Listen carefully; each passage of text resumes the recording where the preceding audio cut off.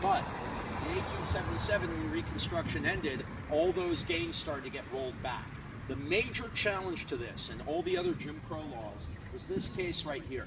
There was a law passed in New Orleans in 1890 called the Separate Car Act, and this said that black and white passengers had to be on separate cars on the streetcar and on the railroad. One of the groups opposed to this was the railroads, because they said, wait, we used to have a train 3 cars long and it was full. Now we have to have a train that's 6 cars long and all the cars are half full and we're losing money. This is ridiculous.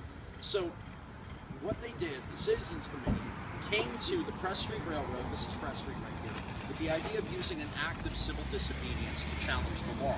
They had Homer Plessy, who was a clerk and a shoemaker, who was 1/4 black, boarded the train right down here at the Press Street Depot in the whites-only car.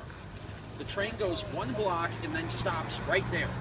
The conductor walks up to Plessy and says, "Are you a Negro?" He says, "Yes, I am." The conductor orders him to move, and when he refuses, a detective walks over and arrests him.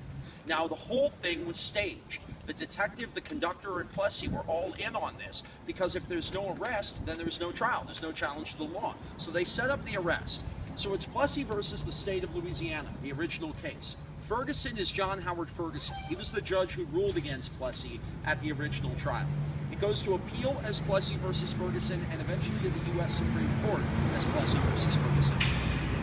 Now, this should have been the case where a segregation law got struck down, and then you could have used that legal precedent to challenge every other segregation law in the country. Unfortunately, the Supreme Court ruled 8-1 against Homer Plessy. It wasn't that they were ruling that segregation was legal, they were ruling that it was a states' rights issue.